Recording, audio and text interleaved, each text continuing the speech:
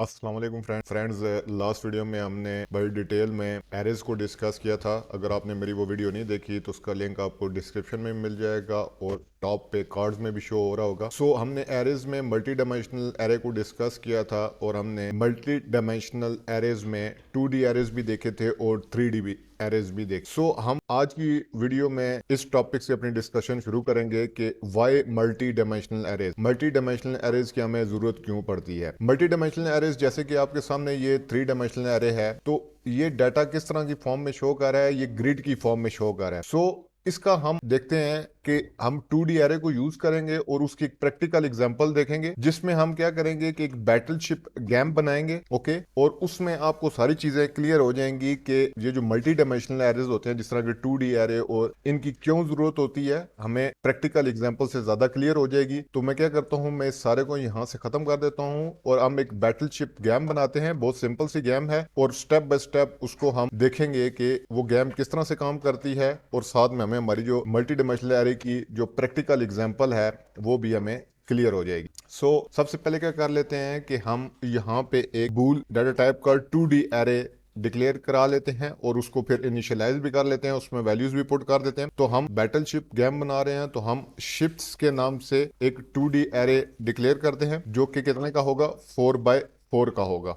Okay, 4 ही इसमें रोज होंगी और 4 ही इसमें कॉलम होंगे। ओके, वो किस तरह से होंगे वो मैं असाइनमेंट ऑपरेटर के जरिए इसमें वैल्यूज इंसर्ट करता हूं तो आपको और ज्यादा क्लियर हो जाएगा। जो पहली एलिमेंट होगी इस एरे की, क्योंकि मल्टी डायमेंशनल एरे क्या होता है, जैसे ये 2D एरे है, ये एरे ऑफ एरेज होता है। तो इसमें जो चार ये जो फर्स्ट 4 है, ये फर्स्ट 4 हमारे पास क्या होंगे, फर्स्ट 4 एरेज होंगे जो कि रोज को रिप्रेजेंट कर रहे होंगे, और जो अगले 4 होंगे ये हमारे पास कॉलम्स होंगे जो कि हर एरे के अंदर 4 एलिमेंट्स होंगी जो कि कॉलम को रिप्रेजेंट कर रही होंगी। मैं पहले जो एरे है यहाँ पे एक एरे हो जाएगा, इसके अंदर मैं वैल्यूज अभी नहीं पुट करता। इसके बाद हमारे पास दूसरा एरे हो जाएगा और तीसरा एरे हो जाएगा। ये एरे लिटरल है, इसके अंदर अभी मैंने वैल्यूज पुट नहीं की, करली ब्रैकेट्स मैंने फिलहाल डाली हैं और हमारे पास आखिर में क्या हो जाएगा, जो फोर्थ एरे है। ओके, अब हम क्या करते हैं कि हमारे पास ये वाली जो 4 है, जो 4 एरेज हमने डिक्लेयर करने थे जो कि रोज का काम करेंगे, वो हमारे पास कंप्लीट हो गए। अब हम इनके अंदर ये जो 4, हर एरे कितने एलिमेंट्स को कंटेन कर है, 4 एलिमेंट्स को कंटेन कर है, वो 4 एलिमेंट्स हम इनके अंदर इंसर्ट कर लेते हैं। हम क्या करते हैं, पहली एलिमेंट 0, क्योंकि मैंने बूल टाइप का एरे लिया है, बूल टाइप का, तो ये अपने अंदर वैल्यूज 2 ही होल्ड कर सकता है, या 0 होल्ड कर सकता है या 1, इसके अलावा कोई वैल्यू होल्ड नहीं कर सकता। पहली वैल्यू मैं 0 रख लेता हूं और ये मेरी 1 है। 1 किसको रिप्रेजेंट कर रही है, 1 रिप्रेजेंट कर रही है हमारी बैटलशिप को जिसको हमने डिस्ट्रॉय करना है। तो 1 क्या है, हमारी बैटलशिप का काम करेगी, जबकि 0 क्या करेगा, 0 का मतलब है कि यहाँ पे कोई बैटलशिप नहीं है। तो 1 का मतलब क्या है कि यहाँ पे बैटलशिप मौजूद है, इस जगह पे, इस लोकेशन पे, एरे के जहां पे 1 आएगा उन कोऑर्डिनेट्स में बैटलशिप मौजूद है। ओके, दोबारा से एक वैल्यू 1 डाल देते हैं और 0। तो ये हमने क्या किया, ये हमने पहले एरे की को फिल कर दिया, उसमें 4 वैल्यूज इंसर्ट कर ली। ओके, अब हम सेकंड एरे में चले जाते हैं और यहाँ पे भी क्या करते हैं हम, 0, इसमें कोई बैटलशिप नहीं रखते, 0 0 और 0। ओके, ये दूसरे एरे की भी एलिमेंट्स कंप्लीट होगी। अब हम थर्ड एरे को फिल कर लेते हैं। इसमें हम एक बैटलशिप रख लेते हैं यहाँ पे थर्ड पोजीशन पे, तो ये एक बैटलशिप हमने रख ली और फिर 0।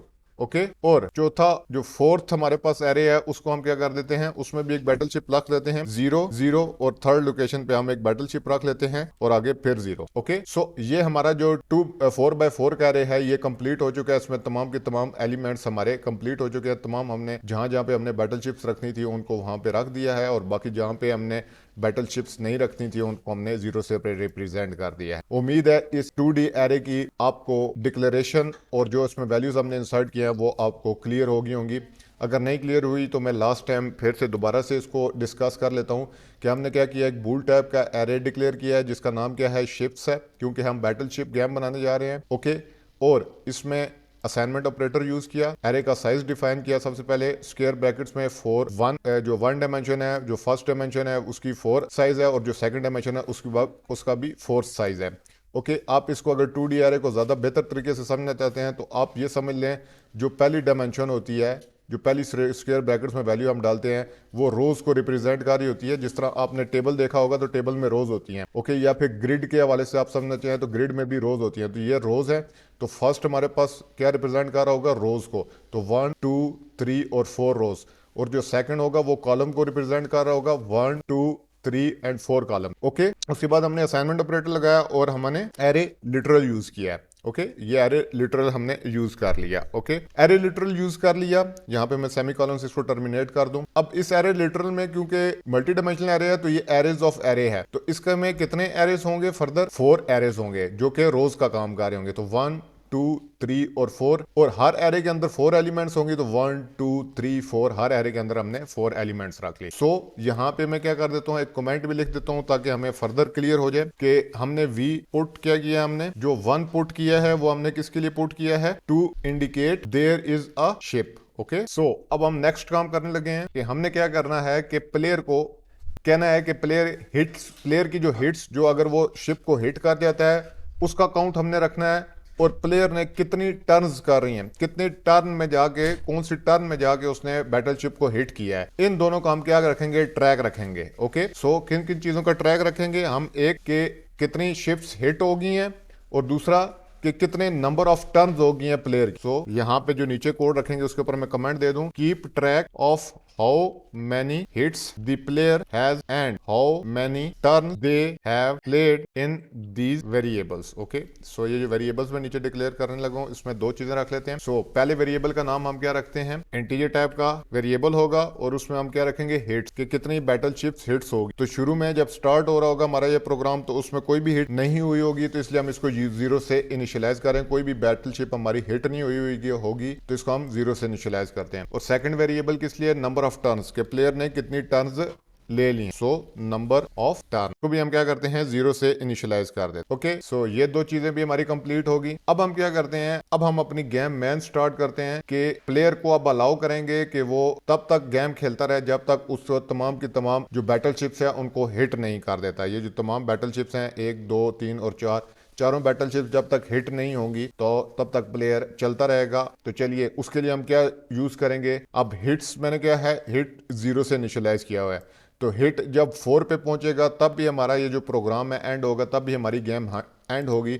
तो हम क्या करते हैं, वाइल का लूप यूज करते हैं, और वाइल के लूप में हम क्या करते हैं, वाइल जब तक क्या, जब तक हिट्स लेस देन 4 हैं तो हमारा ये जो वाइल का लूप है ये क्या है, ये चलता ही रहे, इसका जो ब्लॉक ऑफ कोड है वो चलता रहे। तो हिट्स क्या थी, 0 थी, तो जब तक हिट्स 4 की इक्वल नहीं होंगी तब तक ये वाइल का लूप चलता रहेगा, क्योंकि हमारे पास बैटलशिप्स कितनी हैं, 1 2 3 और 4 बैटलशिप्स हैं। ओके, सो अब हम क्या करते हैं, ऊपर एक कमेंट लिख लेते हैं कि allow the player to keep going until they have hit all 4 ship. Okay, so अब हम क्या करते हैं कि हमने क्या बताया है कि ये रोज हैं और ये क्या है, ये हमारे पास कॉलम्स हैं।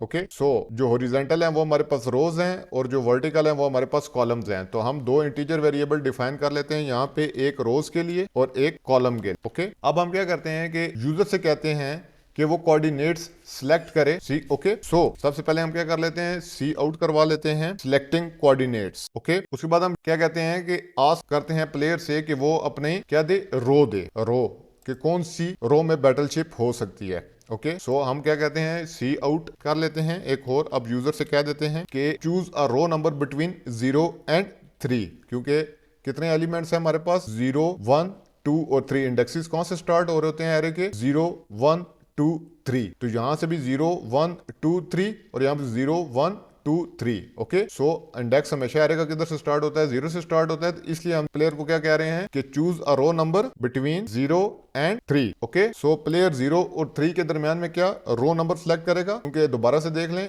0 कितनी रोज है हमारे पास, 1 2 3 और 4, और इंडेक्सेस कौन से स्टार्ट होते हैं एरे के, 0 से, तो 0 नंबर रो, 1 2 और 3 नंबर रो। ओके, अब हम क्या कहते हैं, सी इन करवाते हैं यूजर से, जो वो ये हमने इस वेरिएबल में, हम जो यूजर रो एंटर करेगा वो इस वेरिएबल में सेव करवाएंगे, रो वाले वेरिएबल में, इसीलिए हमने इसको यहाँ पे डिक्लेयर किया है। तो हम सी इन क्या कहते हैं, रो। ओके, तो यूजर ने क्या किया, रो इन कर। अब हम क्या कहते हैं कि अब रो तो उसने बता दिया हमें, अब हम कॉलम के लिए चला लेते हैं एक दफा। तो इसके ऊपर मैं क्या लिख लेता हूँ, इसका कमेंट कर लेता हूँ, ask the player for a row. Okay, और इसी सेम चीज को हम कॉपी कर लेते हैं। ओके, सो इसी चीज को हमने कॉपी किया है। जस्ट हम क्या है, ask the player for the column, हमने कॉलम के लिए प्लेयर को कहना है। तो choose a column number between 0 and 3, क्योंकि 0 से 3 तक की हमारे पास कॉलम है। 0, 1, 2 और 3 कॉलम, टोटल एलिमेंट्स 4 हैं और हर एलिमेंट जो एरे का इंडेक्स है वो कहां से स्टार्ट हो रहा है, 0 से। तो 0, 1, 2 और 3, तो कॉलम भी कहां से है, 0 से 3 तक है। टोटल 4 कॉलम्स है हमारे पास। ओके, तो सी इन हम क्या कराते हैं यहाँ पे कॉलम। तो जो भी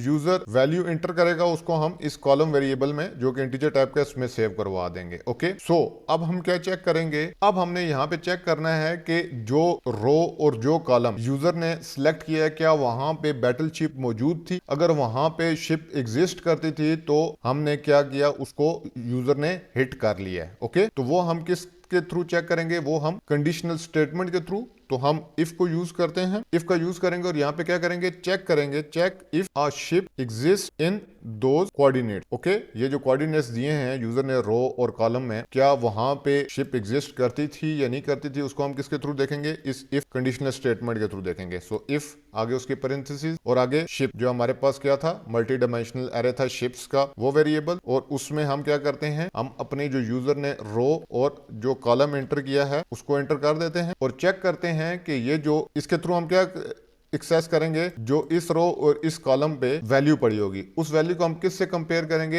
इफ शिप्स रो और कॉलम अगर ये 1 है, ये क्या रिटर्न करेगा हमें, क्योंकि ये बूल टाइप का, डेटा टाइप का था, शिप्स क्या था, ये बूल डेटा टाइप की। ओके, सो ये अगर 1 होगी तो इसका मतलब क्या होगा, ट्रू होगा, और अगर ये 0 होगी तो इसका मतलब क्या होगा, फॉल्स होगा। तो अगर हम कह रहे हैं कि अगर जो भी शिप में रो और कॉलम है उसमें अगर वैल्यू 1 है तो ये हमें क्या रिटर्न करेगी स्टेट, ये क्योंकि बूल टाइप का, डेटा टाइप का था, तो ये हमें ट्रू रिटर्न करेगी। तो हम वही चेक करेंगे, इफ ट्रू, अगर ये ट्रू है, इफ शिप में जो रो और कॉलम सेलेक्ट किए गए उधर 1 वैल्यू पड़ी हुई है तो उसका मतलब क्या है, ट्रू है। तो इफ अगर ट्रू है तो मतलब क्या है, शिप हमें वहां पे मिल गई है। तो उस वैल्यू को हम क्या करेंगे, उस वैल्यू को हम रिप्लेस कर देंगे 0 के साथ। तो उस if player hit a ship, so यहां पे हम क्या करते हैं, if player hit a ship, ship को अगर वो हिट कर गया तो रिमूव कर देते हैं, remove it by setting the value to 0। So वहां पे हम क्या कर देते हैं, वहां पे अब 0 वैल्यू इंसर्ट कर देते हैं, क्योंकि हमें शिप जो है वो मिल गई है, वो शिप हमने हिट कर दी है। ओके, सो हम शिप्स वाले उस रो और कॉलम की पोजीशन पे, हम उस रो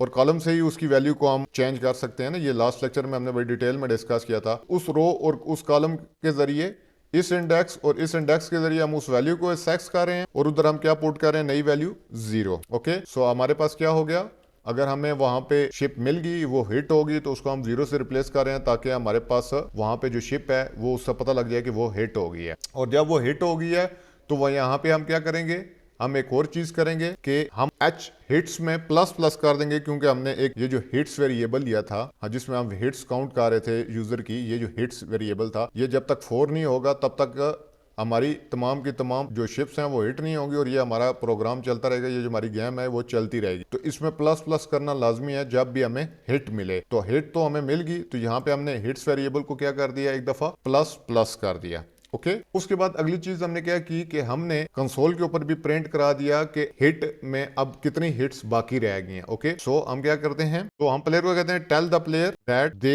have hit a ship and how many ship are left. अब हमने प्लेयर को बताना है कि उसने शिप्स को हिट कर लिया है और कितनी शिप्स बाकी रह गई हैं। तो सी आउट हम हिट्स का किस तरह से बताएंगे, सी आउट करेंगे और हम यूजर को ये प्रॉम्प्ट करेंगे कि हिट हो गई है। ओके, सो हम इसके जरिए यूजर को बता दिया हिट होगी। और टोटल शिप्स कितनी थी, 4 शिप्स थी। तो 4 में से हमने क्या कर दिया, जो हिट होगी, जो हिट्स वेरिएबल में वैल्यू आ गई, हिट्स वेरिएबल में क्या वैल्यू थी, 0 थी। ओके, हिट वेरिएबल में हमारे पास वैल्यू क्या थी, 0 थी। हमारे पास हिट 0 इज लेस देन 4 था, तब ये हमारा ये वाइल लूप चला था। अब जब हमारे पास शिप हिट होगी तो हिट में क्या हो गया, 1 ऐड हो गया। तो 4 माइनस प्लस प्लस कर रहे हैं ना, 4 माइनस 1 हमारे पास क्या आ जाएगा, 3 आ जाएगा। ओके, और हम क्या कह देंगे, इतनी 4 माइनस 1 कर लें। 4 माइनस 1 की मतलब क्या है कि 4 माइनस हिट्स। ओके, और हम प्लेयर को क्या बता रहे हैं कि इतनी शिप लेफ्ट रैग। Okay, backslash n backslash, ताकि हमारी जो आउटपुट है वो जरा क्लियर फॉर्म में आए। सो 4 माइनस हिट्स, हिट्स में 1 पड़ा हुआ है, 4 माइनस 1 3, मतलब कि एक शिप हमारी हिट होगी। ओके, अब हमने क्या किया, हमारा ये जो लूप है, ये जो इफ की स्टेटमेंट है, ये हमारी कंप्लीट हो गई है। इफ का ब्लॉक हमने कंप्लीट कर दिया जहां पे हमें हिट मिलती है। ओके, और जहां पे हिट नहीं मिलती, अगर यूजर कोऑर्डिनेट्स एंटर करता है और वो हिट नहीं होते, ओके, तो फिर हम क्या कहेंगे कि हम मिस की स्टेटमेंट चलाएंगे कि यूजर ने मिस कर दिया है, शिप को हिट नहीं कर सका, तो उसके लिए हम क्या चलाते होते हैं, एल्स की क्लॉज। अगर इफ नहीं है, अगर ये ट्रू नहीं हुई, ये कंडीशन ट्रू नहीं हुई, तो ये इफ की तो जो ब्लॉक है वो तो नहीं चलेगा ना, तो फिर क्या चलेगा, एल्स का ब्लॉक ही चलेगा। तो हम एल्स में क्या लिखते हैं, एल्स में हम वो ब्लॉक ऑफ कोड लिखते हैं जिसमें हम क्या कहेंगे यूजर को कि आपने हिट को मिस कर दिया है। So tell the player that they miss. Okay, so हम किस तरह से उसको बताएंगे कि आपने मिस कर दिया है, हम सी आउट में सिंपल करा देंगे कि मिस। ओके, और \n ओके, ये इफ का ब्लॉक भी हमारा कंप्लीट हो गया। ओके, अब हम क्या करते हैं, अब हम अगली चीज में क्या कहते हैं कि नंबर ऑफ टर्न्स के यूजर ने कि टर्न में भी थे, देखिए नंबर ऑफ टर्न्स का भी हमने वेरिएबल यूज किया था कि यूजर, हम दो चीजें सेव करवा रहे थे। एक हम क्या कह रहे थे कि हिट जितनी हिट्स होंगी उसमें प्लस प्लस करो, और यूजर की टर्न्स के उसने कितनी टर्न्स में तमाम शिप्स को हिट किया है। तो अगर उसने 4 की 4 टर्न्स में हिट किया है, या 7 टर्न्स में 4 शिप्स को हिट किया है, या 10 टर्न्स में किया है, ये भी हमने यूजर को बताना है अपनी इस गेम में। तो नंबर ऑफ टर्न्स में भी क्या कहते हैं, हम प्लस प्लस कर देते हैं। तो यहाँ पे हम क्या कमेंट कर लेते हैं, count the how many turns the player has taken. Okay, so number of turns में हम क्या कर देते हैं, सिंपली प्लस प्लस कर, तो हमारी टर्न्स भी प्लस प्लस। ओके, सो अब अगली चीज क्या है हमारे पास, ये हमारा जो पूरा वाइल का ब्लॉक है, ये जो वाइल का कोड है हमारा, ये यहाँ पे कंप्लीट हो रहा है। ये पूरे का पूरा ब्लॉक इस तरह से ये कंप्लीट होगा, इसके अंदर हमारी सारी गेम चलती रहेगी। ये जो वाइल का पूरा लूप है। अब जैसे ही हमारे 4 की 4 हिट्स हो जाएंगी, तो हम सी आउट क्या करवा देंगे, सिंपल विक्ट्री के हमारा प्लेयर जीत गया है, \n, ताकि नेक्स्ट लाइन पे चला जाए।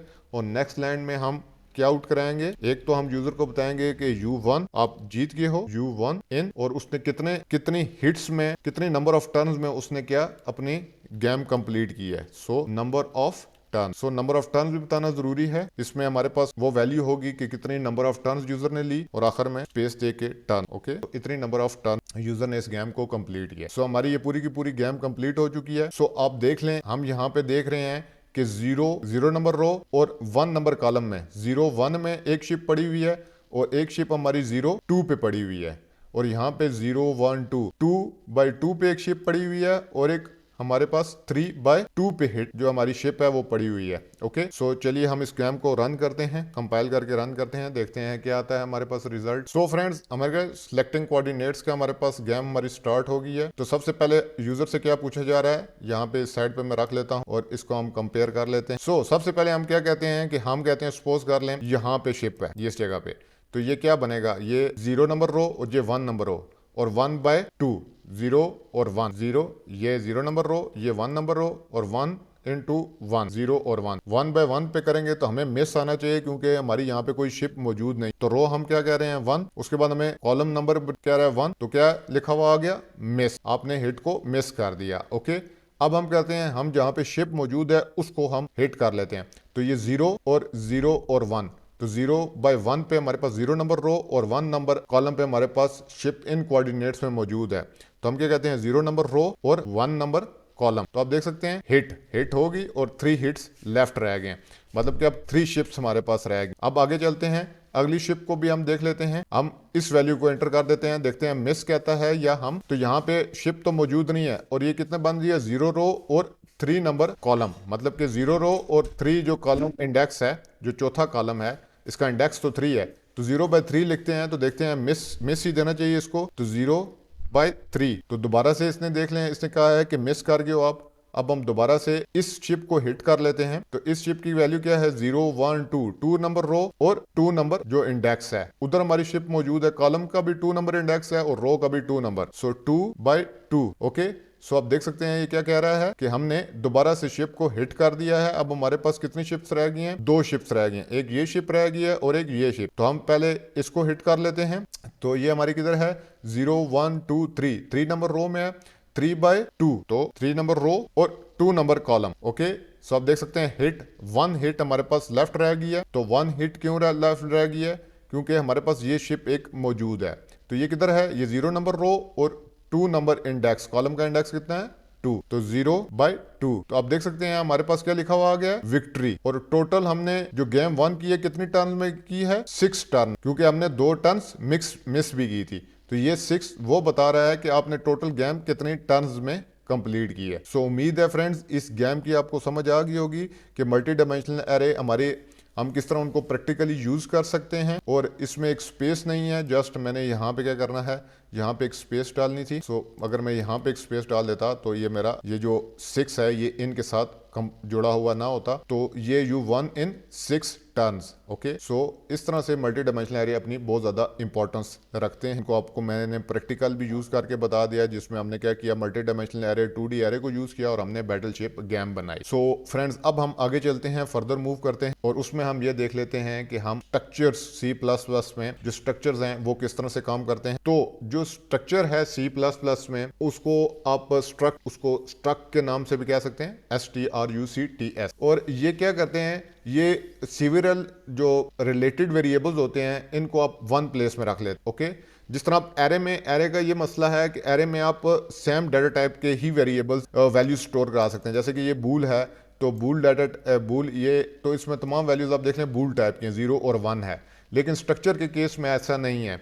जो स्ट्रक्चर है वो डिफरेंट टाइप के वेरिएबल्स को अपने अंदर होल्ड कर सकता है, जिसकी वजह से आप डिफरेंट टाइप की वैल्यूज जो है वो आप स्ट्रक्चर में सेव करवा सकते हैं। ओके, सो जो ईच वेरिएबल होता है स्ट्रक्चर में, उस वेरिएबल को क्या कहते हैं, वो मेंबर होता है स्ट्रक्चर का। तो हर variable is a member of the structure. So unlike an array, structure can contain many different data types जैसे कि इंट, स्ट्रिंग, बूल, इस तरह की किसी भी किस्म की डाटा टाइप आप स्ट्रक्चर में यूज कर सकते हैं। सो देख लेते हैं कि स्ट्रक्चर को हम क्रिएट किस तरह से कर सकते हैं। तो सबसे पहले मैं क्या करता हूं, इसको यहां से खत्म कर देता हूं और स्ट्रक्चर डाटा टाइप को हम यहां पे डिक्लेयर कर देते हैं। तो स्ट्रक्चर को क्रिएट करने के लिए हम क्या कीवर्ड यूज करते हैं, स्ट्रक्ट का कीवर्ड यूज करते हैं। ओके, और इस कीवर्ड के जरिए हम क्या करते हैं, स्ट्रक्चर को डिक्लेयर करते हैं और इसके कर्ली ब्रैकेट्स के अंदर हम इसके मेंबर्स को डिफाइन करते हैं। ओके, सो जब हम स्ट्रक्चर को डिक्लेयर कर लेते हैं तो इसके अंदर हम क्या रखेंगे, इसका फिर हम एक वेरिएबल डिक्लेयर करते हैं। तो हम इसका सिंटैक्स देख लेते हैं कि स्ट्रक्चर को हम किस तरह से लिखते हैं। तो सबसे पहले क्या है, हमारे पास स्ट्रक्ट का कीवर्ड है। क्या कीवर्ड है, स्ट्रक्ट। ओके, तो ये कीवर्ड हमारे पास यूज होता है। इसके आगे क्या होती हैं, इसकी कर्ली ब्रैकेट्स होती है। ओके, ये देखें सेमीकोलन इसने ऑटोमेटिकली इंसर्ट कर दिया है। अब इसके अंदर इसके क्या होते हैं, मेंबर्स होते हैं। ओके, तो ये हमने सबसे पहले क्या कर लिया, इसको मैं कमेंट्स में कर लेता हूं कि स्ट्रक्ट का कीवर्ड यूज किया, उसके आगे कर्ली ब्रैकेट्स, और कर्ली ब्रैकेट्स को हमने सेमीकोलन से टर्मिनेट कर दिया। तो ये क्या है, ये स्ट्रक्चर की डिक्लेरेशन, स्ट्रक्चर क्या है, डिक्लेरेशन। ओके, इसके बाद हमने क्या यूज किया, अब हम इसके अंदर मल्टीपल डिफरेंट डाटा टाइप्स के वेरिएबल्स डिक्लेयर करते हैं। ओके, तो इस तरह आपको समझ आ जाएगी कि इसमें और जो एरे है उसमें क्या डिफरेंस होता है। तो माय नाम का एक डाटा टाइप मैंने डिक्लेयर कर दी इस स्ट्रक्ट के अंदर। ओके, और उसके बाद मैं क्या कहता हूं, एक और ये जो माय नाम है ये क्या होगा, ये इसका मेंबर होगा, ये स्ट्रक्चर का क्या होगा, मेंबर होगा। और ये क्या है, ये इंट टाइप का वेरिएबल है। ओके, एक और मैं स्ट्रिंग टाइप का वेरिएबल डिक्लेयर करा देता हूं और उसका नाम क्या होगा, माय स्ट्रिंग। और ये किस टाइप का है, ये भी मेंबर है स्ट्रक्चर का और इसकी टाइप क्या है, ये स्ट्रिंग वेरिएबल। तो आप देख रहे हैं कि जो स्ट्रक्चर है ये डिफरेंट टाइप के वेरिएबल्स को होल्ड कर रहा है, मतलब कि इसमें आप डिफरेंट टाइप की वैल्यूज इसमें स्टोर करवा सकते हैं। जबकि एरे में आप ऐसा नहीं होता, एरे में आप सेम टाइप की ही वैल्यू स्टोर करा सकते हैं, डिफरेंट डाटा टाइप्स की वैल्यू आप एरे में स्टोर नहीं करवा सकते। सो मैंने क्या किया, दो मेंबर वेरिएबल्स इस जो स्ट्रक्चर है इसके डिक्लेयर करवा लिए और इसके बाद मैंने क्या किया, यहाँ पे अब मैं स्ट्रक्चर का वेरिएबल डिक्लेयर कराऊंगा। तो मैं स्ट्रक्चर के वेरिएबल का नाम क्या रखता हूँ, माई स्ट्रक्चर। ओके, अब यह जो पूरे का पूरा ये हमारा जो स्ट्रक्चर का सिंटैक्स है ये कंप्लीट हो गया है। ये क्या है, ये स्ट्रक्चर का वेरिएबल है। ओके, ये स्ट्रक्चर का वेरिएबल है। तो स्ट्रक्चर का कीवर्ड क्या है, स्ट्रक्ट का कीवर्ड यूज हुआ, आगे कर्ली ब्रैकेट्स हुई, तो ये स्ट्रक्चर की डिक्लेरेशन होगी। स्ट्रक्चर के हमने अंदर डिफरेंट डाटा टाइप्स के वेरिएबल्स डिक्लेयर करा लिए जो कि क्या होंगे, इस स्ट्रक्चर के मेंबर होंगे। और आखिर में हमने सेमीकोलन से पहले क्या किया, स्ट्रक्चर का वेरिएबल डिफाइन कर लिया।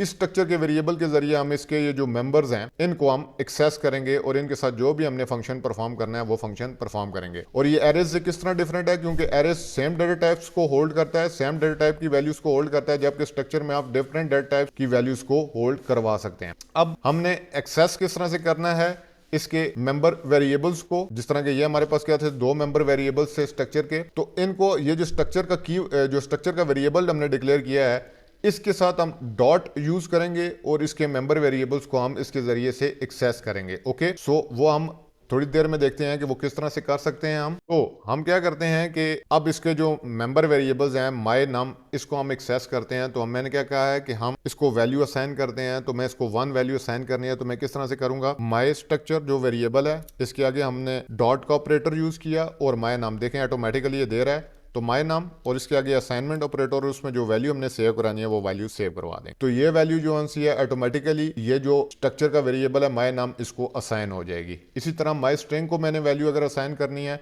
तो उसके लिए मैं क्या करूंगा, माई स्ट्रक्चर दोबारा से जो वेरिएबल है स्ट्रक्चर का वेरिएबल है ये, और डॉट और मैं आगे क्या माई स्ट्रिंग, और इसमें जो वैल्यू मैं पुट करना चाहता हूं उसको असाइनमेंट ऑपरेटर के जरिए आगे जो भी वैल्यू डबल कोट्स में तो मैं हेलो वर्ल्ड इसमें पुट कर लेता हूं। ओके, सो ये दोनों वैल्यूज इन वेरिएबल्स को, ये जो स्ट्रक्चर के वेरिएबल्स हैं इनको असाइन हो गए।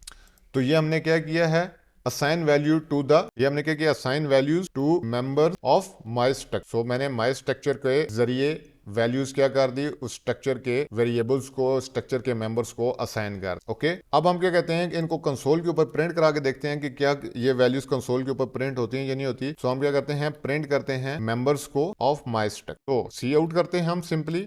अब सी आउट हमने इसको किस तरह से करना है कंसोल के ऊपर, माई स्ट्रक्चर, दोबारा से माई स्ट्रक्चर जो वेरिएबल था स्ट्रक्चर का उसके आगे डॉट और माई नाम, उसके आगे हम एंड एल लगा, और इसी तरह दूसरा सी आउट और जो दूसरा वेरिएबल था माई स्ट्रिंग उसको हम कंसोल के ऊपर प्रिंट करा देते हैं। तो माई स्ट्रक्चर डॉट माई स्ट्रिंग और एंड एल। इस तरह से हमने क्या किया, हमने स्ट्रक्चर के पहले वैल्यू मेंबर्स को एक्सेस किया डॉट ऑपरेटर के जरिए और पीछे स्ट्रक्चर का वेरिएबल यूज किया और उसमें वैल्यूज पुट की। और अब हम देख रहे हैं क्या ये जो वैल्यूज हमने इनमें पुट की हैं क्या ये इनमें सेव भी हुई हैं या नहीं हुई हैं। वो हम किस तरह से चेक कर सकते हैं, इन मेंबर वेरिएबल्स को असेस करके इनके अंदर जो वैल्यूज हैं उनको कंसोल के ऊपर प्रिंट करा के, तो वो हम यहाँ पे कर रहे हैं। तो देखते हैं कि ये वैल्यूज कंसोल के ऊपर प्रिंट होती हैं या नहीं होती। तो कंपाइल करके रन करते हैं। तो फ्रेंड्स आप देख सकते हैं कि हमारे पास कंसोल के ऊपर 1 और हेलो वर्ल्ड प्रिंट हो गया है। तो हमने क्या किया, वैल्यूज को एक्सेस किया और उनको कंसोल के ऊपर प्रिंट करा दिया जो मेंबर्स में वैल्यू हमने सेव करी। सो उम्मीद है यहाँ तक आपको स्ट्रक्चर क्लियर हो गया होगा कि स्ट्रक्चर किस तरह से काम कर रहा होता है। हम अब स्ट्रक्चर को थोड़ा सा और मॉडिफाई करते हैं और हम स्ट्रक्चर के साथ ऐसे भी कर सकते हैं कि स्ट्रक्चर के मल्टीपल वेरिएबल्स भी डिक्लेयर कर सकते हैं, जैसे कि one structure in multiple variables. उसमें देख सकते हैं ये माय स्ट्रक्चर एक ही वेरिएबल था, तो अगर हम मल्टीपल वेरिएबल्स इसके डिक्लेयर करना चाहें तो वो हम किस तरह से कर सकते हैं। तो मैं क्या लिखता हूं यहाँ पे माई स्ट्रक 1, माई स्ट्रक 2 और माई स्ट्रक 3। ओके, सो ये हमने क्या किया, मल्टीपल वेरिएबल्स डिक्लेयर किए। सिंपल हमने क्या लगाया, हमने उनको क्या कर दिया, कोमा सेपरेट कर दिया। तो जितने मर्जी वेरिएबल्स आप डिक्लेयर करना चाहें उनको आप कोमा सेपरेट करके स्ट्रक्चर के वेरिएबल्स आप बना सकते हैं। तो यहाँ पे मैंने 3 बनाए हैं, आप जितने मर्जी बनाना चाहें स्ट्रक्चर के वेरिएबल्स बना सकते हैं और हर एक स्ट्रक्चर के वेरिएबल्स में आप क्या डिफरेंट वैल्यूज सेव करवा सकते हैं। ओके, फॉर एग्जांपल के तौर पे अब हमारे पास क्या है कि हमने हमारे पास यहाँ पे थोड़ा सा इसको मॉडिफाई करते हैं और हम क्या लेते हैं एक स्ट्रक और इसमें एक वेरिएबल हम ले लेते हैं स्ट्रिंग का और उसमें हम क्या कहते हैं कि हमारे पास क्या है, ब्रांड है। सो स्ट्रिंग टाइप का वेरिएबल है ब्रांड। उसके बाद हमारे पास एक और स्ट्रिंग टाइप का वेरिएबल है जिसमें हम क्या कर लेते हैं, मॉडल कर लेते हैं। और एक और हम क्या ले लेते हैं, इंटीजर टाइप का वेरिएबल ले लेते हैं जिसमें हम ईयर। सो ये हमने 3 वेरिएबल्स अब स्ट्रक्चर के अंदर डिफाइन कर दिए हैं। और ये मैंने कार्स का स्ट्रक्चर बनाया है कार टाइप का, तो मैं एक वेरिएबल इसका कार 1 रख लेता हूँ और एक वेरिएबल में इसका क्या रख लेता हूँ, माई कार 2। ओके, सो हमने क्या किया है, इसको मैं थर्ड वेरिएबल नहीं यूज करता, तो मैंने क्या किया है कि एक कार टाइप का स्ट्रक्चर डिक्लेयर किया है जिसमें मैंने क्या रखा है, कार का कोई ब्रांड होगा, कार का कोई मॉडल होगा और कार का कोई ईयर होगा। ओके, सो माई कार 1 और माई कार 2 2 वेरिएबल्स इस स्ट्रक्चर के मैंने बना लिए। अब मैं क्या करूंगा, इन दोनों वेरिएबल्स को डिफरेंट वैल्यूज असाइन करूंगा। तो देखते हैं कि इन वेरिएबल्स में डिफरेंट वैल्यू असाइन हो सकती हैं या नहीं हो सकती हैं। सो हम क्या करते हैं, यहाँ पे मैं क्या कहता हूँ, assign values to members of my car 1। Okay, so my car 1 मैंने यहाँ पे ये यूज करना है वेरिएबल, तो यहाँ पे मैं इसको रिप्लेस कर देता हूँ माई कार 1 से। और इसके आगे क्या था, पहला जो डॉट ऑपरेटर और इसके आगे जो पहला वेरिएबल था वो मेंबर था, वो क्या था, ब्रांड था। तो यहाँ पे मैं ब्रांड यूज कर लेता हूँ। और ये किस टाइप का था, ये स्ट्रिंग टाइप का था। तो मैं वैल्यू क्या देता हूँ, ब्रांड की value BMW। Okay, so car type है, BMW ब्रांड है। इसका जो दूसरा वेरिएबल था, जो दूसरा मेंबर था वो मॉडल था। ओके, सो मॉडल को मैं क्या वैल्यू असाइन करता हूँ, मॉडल इसका है जी X5। ओके, सो ये इसका मॉडल हो गया। और आखिरी चीज BMW का मैं ईयर डिफाइन कर लेता हूँ कार का, जो X5 का ईयर था तो वो कितना था, डॉट ऑपरेटर लगाया, ईयर को एक्सेस किया और इसमें वैल्यू क्या पुट कर दी, 199। ओके, सो ये पहले जो वेरिएबल है जो स्ट्रक्चर का, उसके जरिए मैंने तमाम जो मेंबर्स हैं उनको मैंने वैल्यू असाइन कर दी है। अब मैं क्या करता हूँ, ये ही वैल्यू मैं पुट करता हूँ, कॉपी कर लेता हूँ इसको, और जो मेरे पास दूसरा वेरिएबल है उसमें ये तमाम वैल्यूज मैं पुट कर देता हूं। ओके, सो मेरे पास माई कार 2 ब्रांड उसका क्या है माई कार 2 का फोर्ड, और माई कार 2 का मॉडल क्या है मस्टैंग, और माई कार 2 का ईयर क्या है 1969। ओके, सो ये मैंने क्या किया, माई कार 2 में वैल्यूज वेरिएबल को लेके तो तमाम उसके जो मेंबर्स हैं उनमें वैल्यूज इंसर्ट कर दी, और ये माई कार 1 में तो ये दोनों क्या हो गए BMW X5 1999 और 4 मस्टैंग और 1969 कार 2। अब हम इनको कंसोल के ऊपर प्रिंट कराते हैं, तो कंसोल के ऊपर हम प्रिंट इसको किस तरह से करा सकते हैं वो देख लेते हैं। तो print the structure member, so c out करा लेते हैं हम। सबसे पहले क्या आ गया माई कार 1 और उसका क्या आ गया ब्रांड आ गया डॉट ऑपरेटर के जरिए। उसके बाद हमारे पास क्या आ गया स्पेस डाल लेते हैं और आगे दोबारा से सर्चन ऑपरेटर्स, और माई कार 1 का क्या आ गया हमारे पास मेरे पास मॉडल आ गया। दोबारा से आगे इंसर्शन ऑपरेटर स्पेस डाल लेते हैं और माई कार 1 का लास्ट में क्या आ गया ईयर आ गया। सो तीनों वैल्यूज हमने क्या कर ली कंसोल के ऊपर इसकी प्रिंट करा ली, और लास्ट में हमारे पास क्या आ गया एंड एल आ गया। ओके, सो हमारे पास क्या हो गया पहले ब्रांड की तमाम वैल्यूज हमने कंसोल के ऊपर प्रिंट करा ली इस सी आउट के जरिए। ओके, अब हम क्या कहते हैं इसी को कॉपी कर लेते हैं और दूसरी वैल्यूज को कंसोल के ऊपर प्रिंट करा देते हैं। जो दूसरा वेरिएबल था तो वो क्या था कार 2 का ब्रांड, कार 2 का मॉडल और कार 2 का ईयर। ओके, सो हमने दोनों वैल्यूज पहले इंसर्ट की दोनों वेरिएबल्स में, और अब हम उनको क्या कर रहे हैं कंसोल के ऊपर प्रिंट करा रहे हैं। तो देखते हैं कंसोल के ऊपर क्या प्रिंट होता है। तो फ्रेंड्स आप देख सकते हैं कंसोल के ऊपर हमारे क्या प्रिंट हुआ BMW X5 1999 और फोर्ड मस्टैंग 1969। दोनों वेरिएबल्स की जो वैल्यूज थी उनके जरिए हमने दोनों वेरिएबल्स में क्या की थी, जो दोनों वेरिएबल्स के जरिए जो दोनों के जो मेंबर्स थे तीनों के हमने क्या वैल्यूज असाइन की थी, डिफरेंट वैल्यूज असाइन की थी, और उन डिफरेंट वैल्यूज को हमने क्या किया कंसोल के ऊपर प्रिंट करा। ओके, सो अब हम क्या करते हैं कि हम यहाँ पे एक और स्ट्रक्चर की जो प्रॉपर्टी है उसको देख लेते हैं नेम्ड स्ट्रक्चर। अगर आप स्ट्रक्चर को नेम देना तो इससे क्या कर सकते हैं कि आप इसको एक डाटा टाइप के तौर पे ट्रीट कर सकते हैं। इसका मतलब क्या है कि आप इसका वेरिएबल्स स्ट्रक्ट कीवर्ड यूज करके किसी भी जगह पे प्रोग्राम में किसी भी टाइम क्रिएट कर सकते हैं। ओके, सो आपको अगर स्ट्रक्ट का नेम स्ट्रक्चर बनाना है तो आप किस तरह से बना सकते हैं, आपने जस्ट स्ट्रक्ट जो कीवर्ड है इसके आगे आपने अपने स्ट्रक्चर का नाम देना है, तो वो क्या हो जाएगा नेम्ड स्ट्रक्चर हो जाएगा। फॉर एग्जांपल के तौर पे मेरे के पास है स्ट्रक्ट और इसके आगे माई कार, सिंपल स्ट्रक्ट और माई कार्स। तो मैंने क्या किया इस स्ट्रक्चर का नाम दे दिया माई कार स्ट्रक्चर और आगे स्ट्रक्ट कीवर्ड और आगे माई कार्स। तो ये मेरा क्या हो गया ये नेम्ड स्ट्रक्चर हो, दिस इज नेम्ड स्ट्रक्चर। और इसके आगे इसके अंदर वेरिएबल्स, और अब यहाँ पे आपको स्ट्रक्चर के वेरिएबल्स हैं यहाँ पे देने की जरूरत नहीं है। अब सिंपल हो गया आपके लिए, आप जहाँ पे भी इसके वेरिएबल्स क्रिएट करना चाहे आप क्रिएट कर सकते हैं इस स्ट्रक्चर के, क्योंकि अब ये डाटा टाइप के तौर पे काम करेगी और ये डिफरेंट टाइप की अपने अंदर डाटा टाइप्स को होल्ड कर सकती है। अब हम अगर देखें इसका वेरिएबल डिक्लेयर करना चाहें तो हम किस तरह से डिक्लेयर करेंगे, क्योंकि ये नेम्ड स्ट्रक्चर हो गया है तो अब मैंने इसका वेरिएबल डिक्लेयर करना है माई कार 1। जिस तरह ये माई कार 1 मैंने इसका वेरिएबल डिक्लेयर करना है, तो वो मैं किस तरह से डिक्लेयर कर सकता हूँ, मैं सिंपल क्या लिखूंगा माई कार और डॉट माई कार 1 मैं यहाँ पे कर लेता हूँ। क्या मेरा स्ट्रक्चर का नाम क्या है कार। ओके, स्ट्रक्चर का नाम हमारे क्या है माई कार, और इसके आगे मैं क्या दे देता हूँ मैं अपना इसका वेरिएबल डिक्लेयर कर लेता हूँ माई कार 1, सिंपल। तो मेरी ये जो माई कार 1 है ये डिक्लेयर होगी। इसी तरह अगर मैं इसका दूसरा वेरिएबल डिक्लेयर करना चाहता हूँ तो मैं यहाँ पे सिंपल चले जाऊंगा माई कार और माई कार 2। तो मैंने ये क्या कर लिया, मुझे अब यहाँ पे देने की जरूरत नहीं पड़ी, मुझे जहाँ पे जरूरत पड़ेगी मैं वहां पे सिंपल क्या करूंगा स्ट्रक्चर का नाम यूज करूंगा, क्योंकि नेम स्ट्रक्चर है, और उसके आगे उसका जो भी वेरिएबल मैं डिक्लेयर करना चाहता हूँ उसका नाम दे दूंगा, और उसके वेरिएबल के जरिए मैं उसके तमाम के तमाम मेंबर एक्सेस कर लूंगा, और उनके ऊपर जो भी मैंने फंक्शन परफॉर्म करना है वो मैं फंक्शन परफॉर्म कर लूंगा। सो माई कार्स आगे वेरिएबल का नाम, और उस वेरिएबल के ज़रिए मैं डॉट ऑपरेटर लगा के उसके तमाम मेंबर्स एक्सेस करूंगा, और जो भी वैल्यू उनमें मैंने पुट करनी है वो पुट करूंगा, और उनको अगर मैंने कंसोल के ऊपर प्रिंट कराना है या कोई और फंक्शन पे परफॉर्म करना है तो वो मैं परफॉर्म कर लूंगा। तो सिंपल इज दैट कि नेम स्ट्रक्चर इस तरह से काम करते हैं। अब भी अगर मैं इसको कंसोल के ऊपर प्रिंट कराता हूँ, कंपाइल करके रन करता हूँ, तो आप देख सकते हैं सेम वैल्यू प्रिंट हुई है BMW X5 1999, फोर्ड मस्टैंग 1969। सिर्फ यहाँ पे फर्क ये आ गया है कि आप को जहाँ पे ज़रूरत पड़ेगी आप जस्ट उस स्ट्रक्चर के मेंबर वेरिएबल्स वहाँ पे ही डिक्लेयर करेंगे। ओके, और उनसे जो भी काम लेना है वो ले सकते हैं। अब देखें यहाँ पे ये जो स्ट्रक्चर है ये एक डाटा टाइप बन गई है, क्योंकि हमने क्या किया स्ट्रक्चर का नाम यहाँ पे हम जब भी किसी वेरिएबल को डिक्लेयर करना होता है तो उसका हम उसकी पहले डाटा टाइप डिफाइन करते हैं। जैसे कि मुझे अगर इंट टाइप का वेरिएबल यहाँ पे डिक्लेयर करना है तो मैं क्या लिखूंगा इंट माई नाम। ओके, सो इसी तरह इसको अगर आप देखें तो सबसे पहले हमारे पास क्या आ रही है डाटा टाइप आ रही है, तो यहाँ पे अगर मैंने स्ट्रक्चर का ये इंट टाइप का वेरिएबल मैंने डिक्लेयर किया है, तो अगर स्ट्रक्चर का वेरिएबल मैंने डिक्लेयर करना है तो उसके पीछे क्या होगी, स्ट्रक्चर का नाम यूज करूंगा। तो बेसिकली स्ट्रक्चर यहाँ पे क्या कर रहा है, डाटा टाइप के तौर पे, ये जो स्ट्रक्चर का नाम है डाटा टाइप के तौर पे काम कर रहा है। और इस डाटा टाइप को आप जितनी मर्जी दफ़ा जहाँ अपने प्रोग्राम में यूज़ करना चाहें आप उन दफ़ा इसको यूज़ कर सकते हैं, और उसके जितने भी उसके जितने भी वेरिएबल स्ट्रक्चर की क्रिएट करना चाहें आप कर सकते। सो उम्मीद है स्ट्रक्चर की आपको समझ आ गई होगी। अब हम C++ में फर्दर देख लेते हैं क्रिएटिंग रेफरेंसेस को देख लेते हैं, क्योंकि ये बहुत ज़्यादा इंपॉर्टेंट है। रेफरेंसेस और पॉइंटर्स जिनको अभी हम डिस्कस करेंगे थोड़ी देर में, पॉइंटर्स भी अपनी जगह पे बहुत ज़्यादा इंपॉर्टेंस रखते हैं। सो रेफरेंस क्या चीज़ है, क्रिएटिंग रेफरेंस को अगर हम डिस्कस करें तो a reference variable is a reference to an existing variable and it is created with an and operator. And operator को यूज करते हैं हम, और हम कोई एग्जिस्टिंग वेरिएबल था, ऑलरेडी हमारा एक वेरिएबल था, उसको हम रेफरेंस करने के लिए हम रेफरेंस वेरिएबल क्रिएट करते हैं। तो वो हम यहाँ पे पहले उसको क्रिएट कर लेते हैं और बाद में हम इसकी बेनिफिट्स को समझ लेते हैं कि रेफरेंस वेरिएबल्स की बेनिफिट्स क्या हैं। तो मैं यहाँ से सारे को खत्म कर देता हूँ।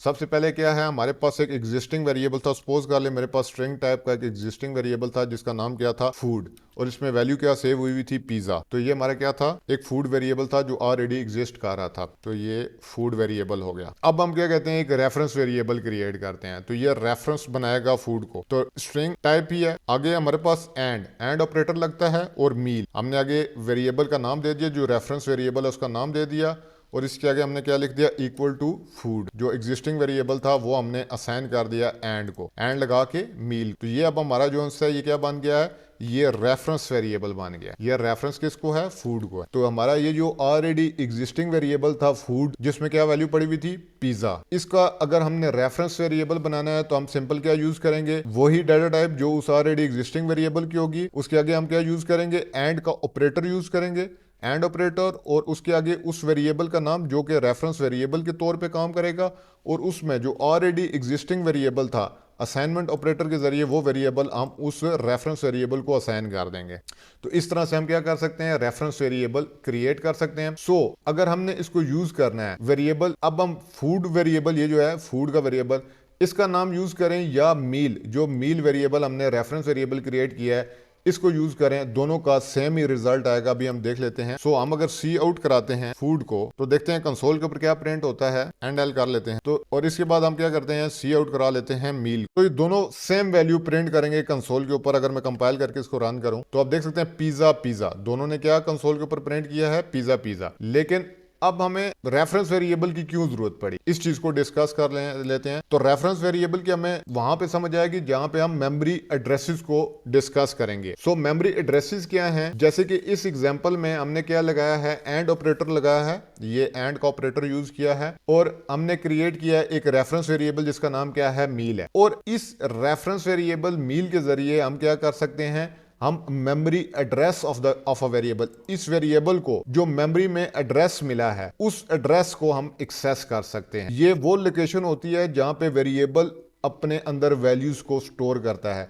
तो इस वेरिएबल को, ये जो स्ट्रिंग टाइप का वेरिएबल है फूड, इसको मेमोरी में कोई लोकेशन मिली होगी, कोई स्टोरेज मिली होगी कि यार इस जगह पे जाके तुमने वैल्यू स्टोर कर। तो वो जो एड्रेस होता है मेमोरी का, वो इस मील वाले जो वेरिएबल, जो हमने रेफरेंस वेरिएबल क्रिएट किया है, इसमें वो एड्रेस सेव हुआ है। Okay, so reference variable are used to get memory address of a variable which is the location of where the variable is stored on the computer. तो ये variable computer में किस जगह पे स्टोर हुआ है उसका एड्रेस हमने इस रेफरेंस एंड ऑपरेटर के जरिए इस मील वेरिएबल में सेव करवा दिया है। ओके, ये क्या कर रहा है, ये रेफर कर रहा है इस फूड को, जो मेमोरी में एड्रेस मिला है, जिस जगह पे जाके ये वैल्यूज को स्टोर करेगा उसको ये रेफर कर रहा है। ओके, जब वेरिएबल C++ में क्रिएट होता है, जैसे कि ये फूड का वेरिएबल, तो a memory address is assigned to a variable, इस वेरिएबल को कोई ना कोई मेमोरी एड्रेस मिलता है, and when we assign a value to that variable, और जब हम इस फूड वेरिएबल को कोई वैल्यू असाइन करेंगे, it is stored in this memory address, और वो उस मेमोरी एड्रेस पे जाके वो वैल्यू स्टोर हो जाएगी। उस एड्रेस को एक्सेस करने के लिए हम क्या यूज करते हैं, ये एंड का ऑपरेटर यूज करते हैं, और इसके जरिए हम क्या देख सकते हैं कि ये जो वेरिएबल है ये मेमोरी में किस जगह पे स्टोर हुआ है, where the variable is stored. तो चलिए चेक करते हैं कि ये जो फूड वेरिएबल है, ये जो फूड का वेरिएबल है, इसका एड्रेस क्या है।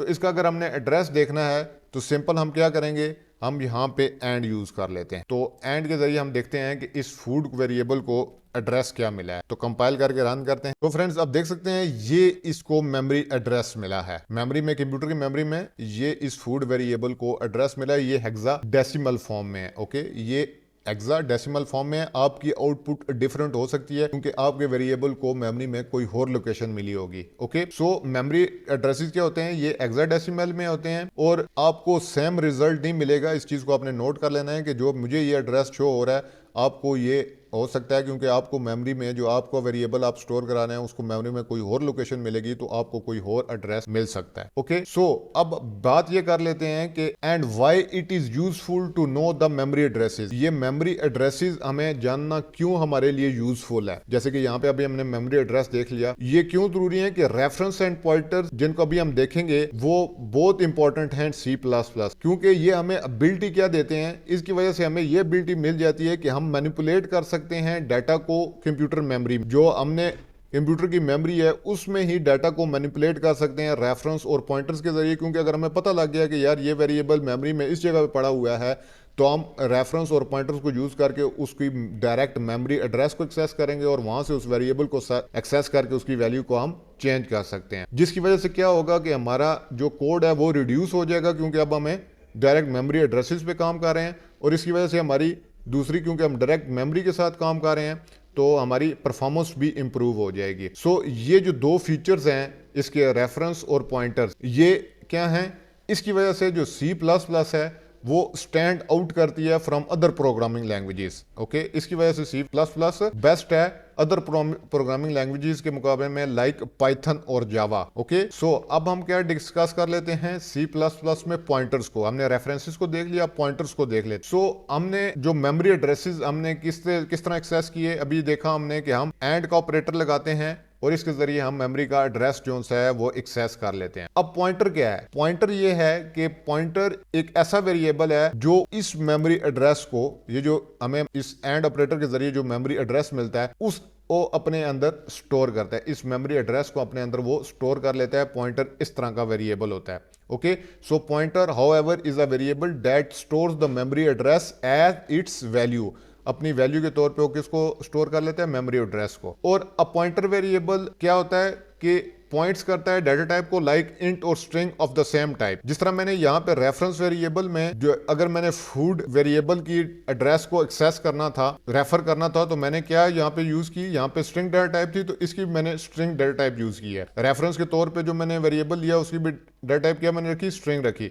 इस तरह स्ट्रिंग के केस में कि जिस टाइप का आप वेरिएबल एक्सेस करने जा रहे होंगे, जिस टाइप के वेरिएबल को की वैल्यू को आप पॉइंट करने जा रहे होंगे पॉइंटर के जरिए, आपने पॉइंटर भी उसी ही डाटा टाइप का रखना है। For example food data type की स्ट्रिंग है तो मैं अगर पॉइंटर ऐसा क्रिएट करूंगा जो कि इस फूड वेरिएबल की वैल्यू को पॉइंट कर रहा होगा या इस फूड वेरिएबल के एड्रेस को अपने अंदर स्टोर कर रहा होगा, तो वो भी किस टाइप का होगा, वो भी पॉइंटर भी स्ट्रिंग टाइप का ही होगा। तो हम यहाँ पे क्या करते हैं, यहाँ पे ही क्या कर लेते हैं, हम सिंपल एक पॉइंटर क्रिएट कर लेते हैं जो कि अपने अंदर इस फूड वेरिएबल का, ये जो फूड वेरिएबल है इसको मेमोरी में जो एड्रेस मिला उसको अपने अंदर स्टोर करेगा। तो सिंपल है, जहां पे हमने क्या रखा है इसका नाम हम थोड़ा सा चेंज कर देते हैं और ये एक पॉइंटर वेरिएबल होगा। तो यहाँ पे कमेंट्स को हम हटा देते हैं और सिंपल यहाँ पे एंड की जगह स्टैटिक यूज हो जाएगा और मैं नाम क्या चेंज कर देता हूँ, PTR पॉइंटर। ओके, सो मेरे वेरिएबल का नाम पॉइंटर हो गया।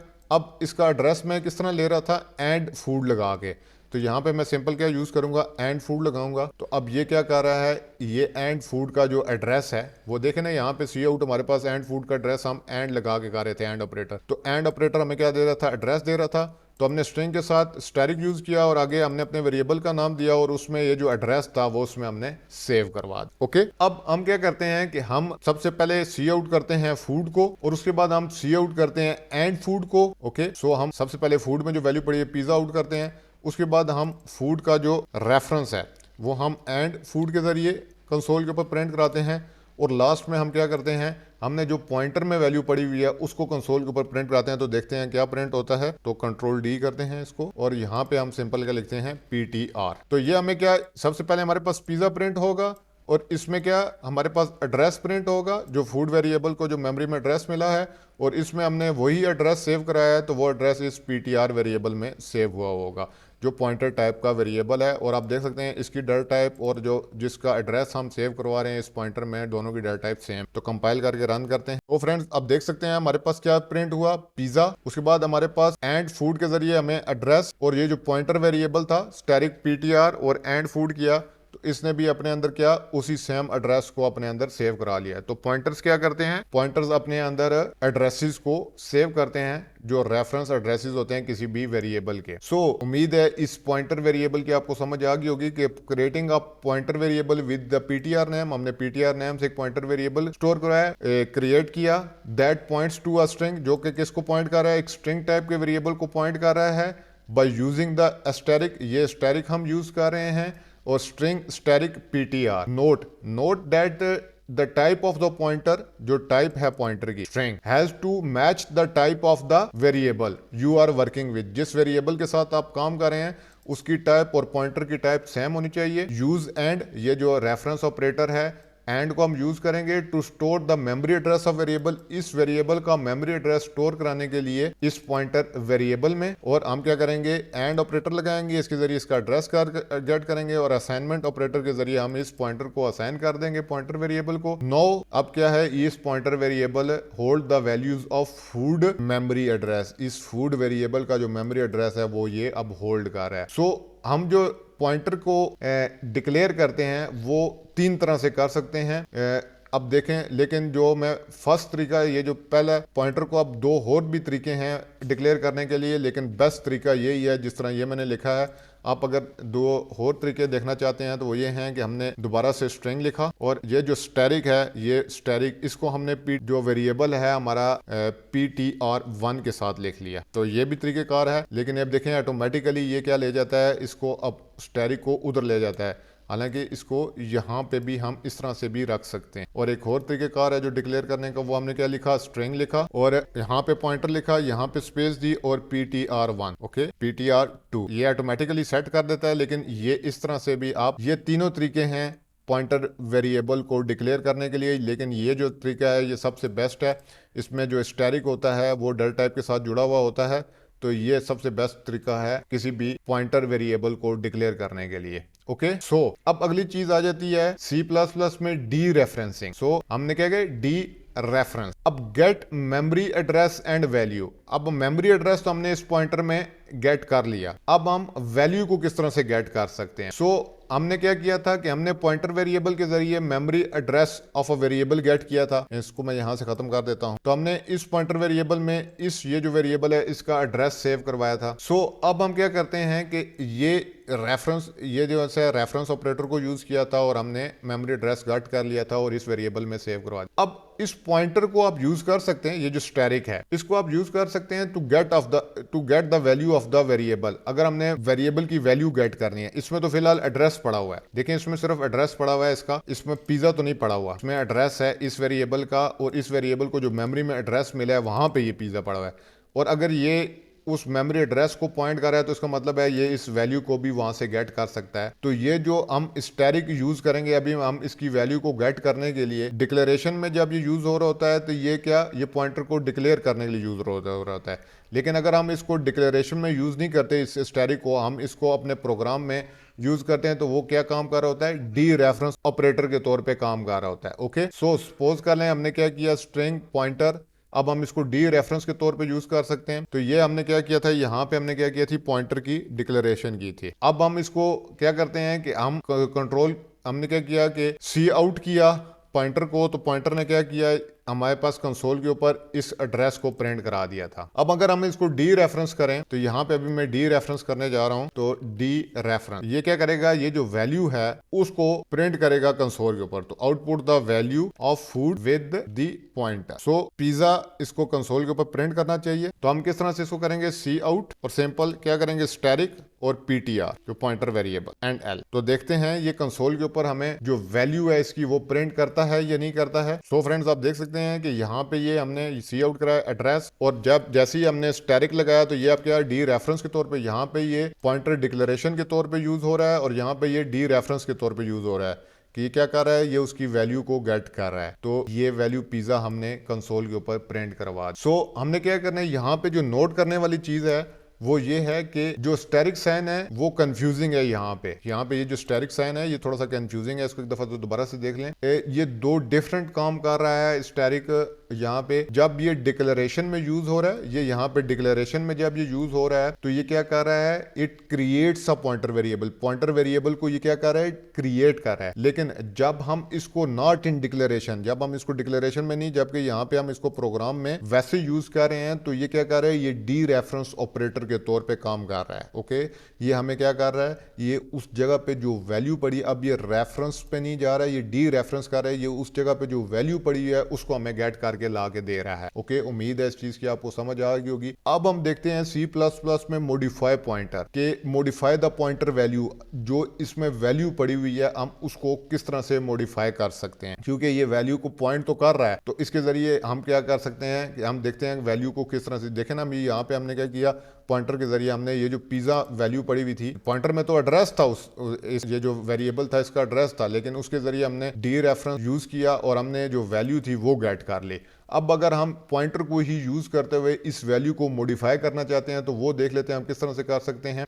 We can change the value of pointer variable, जो पॉइंटर की वैल्यू है वो हमें, but note that this will change the value of original variable. ये जो ओरिजिनल वेरिएबल, ये जो फूड, हमने इसको तो छेड़ा ही नहीं, हम तो पॉइंटर के साथ काम कर रहे हैं। लेकिन जैसे ही हम इस पॉइंटर में जो रेफरेंस है, रेफरेंस के ऊपर जब, क्योंकि रेफरेंस पे क्या पड़ी हुई है, यही वैल्यू पड़ी हुई है, तो जब हम पॉइंटर में किसी वैल्यू को चेंज करेंगे तो वो ऑटोमेटिकली उस वेरिएबल में भी जो वैल्यू है वो भी ऑटोमेटिकली चेंज हो जाए। सो फॉर एग्जाम्पल के तौर पे क्या हुआ है कि थोड़ा सा समझ लें इसको, क्लियर अभी हो जाएगा आपको कि हम क्या करते हैं कि हम सी आउट कराते हैं यहाँ पे, ये जो फूड वेरिएबल है जो वैल्यू पड़ी हुई है, तो सी आउट हम क्या कराते हैं, फूड। ओके, और एंड एल, तो ये हमें क्या कंसोल के ऊपर प्रिंट करेगा, ये हमें कंसोल के ऊपर पिज्जा प्रिंट करेगा। ओके, अब हम क्या करते हैं, सी आउट करा लेते हैं एंड फूड को। तो सी आउट जब हम एंड फूड को कराएंगे तो ये क्या हम इस फूड का जो एड्रेस है उसको कंसोल के ऊपर प्रिंट करा देगा। ओके, तो ये क्या कराएगा, एड्रेस प्रिंट कराएगा of food variable, food variable का एड्रेस प्रिंट करा देगा। अब हम क्या करेंगे कि यहाँ पे अगर हम स्टैटिक पीटीआर लगाते हैं तो ये क्या करेगा, ये एक्सेस करेगा memory address of food,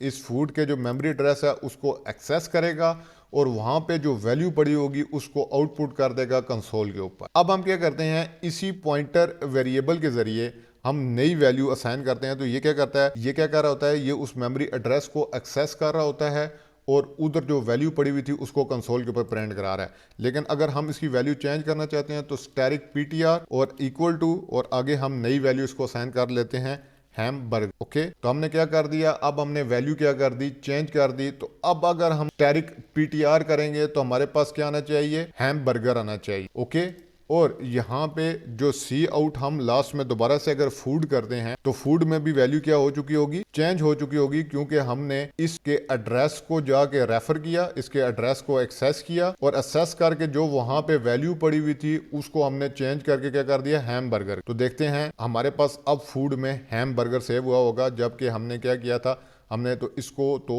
ultimately छेड़ा ही नहीं है, लेकिन हमने इसको पॉइंटर के जरिए इसके एड्रेस को एक्सेस किया और वहां पे जो वैल्यू पड़ी हुई थी उसको हमने चेंज कर। तो देखते हैं कंसोल के ऊपर क्या प्रिंट होता है। सो फ्रेंड्स, अब देख सकते हैं हमारे पास क्या हो रहा है। यहाँ पे इस चीज को थोड़ा सा समझ लेते हैं कि हमने क्या किया, सबसे पहले आउटपुट किया फूड को, फूड में पिज्जा पड़ा हुआ था तो पिज्जा हमारे पास कंसोल के ऊपर प्रिंट हुआ। साथ ही हमने रेफरेंस को प्रिंट किया तो रेफरेंस में हमारे पास एड्रेस, जो मेमोरी एड्रेस था वो प्रिंट हो गया। उसके बाद हमने स्टैटिक पीटीआर किया तो उसमें क्या पड़ा हुआ था, पिज्जा पड़ा हुआ था, तो पिज्जा ही हमारे पास प्रिंट हुआ, क्योंकि स्टैटिक पीटीआर ने डी रेफरेंस किया, ये उस मेमोरी लोकेशन को इसने एक्सेस किया और इस पे जो वैल्यू पड़ी हुई थी उसको एक्सेस करके कंसोल के ऊपर प्रिंट करा। लेकिन हम नीचे क्या कर रहे हैं, यहाँ पे अगर हम आ जाएं तो हम क्या कह रहे हैं कि हमने वैल्यू को क्या किया, स्टैटिक पीटीआर उस वैल्यू को जो एड्रेस पे वैल्यू पड़ी हुई है उसको ओवरराइड कर दिया हैमबर्गर से।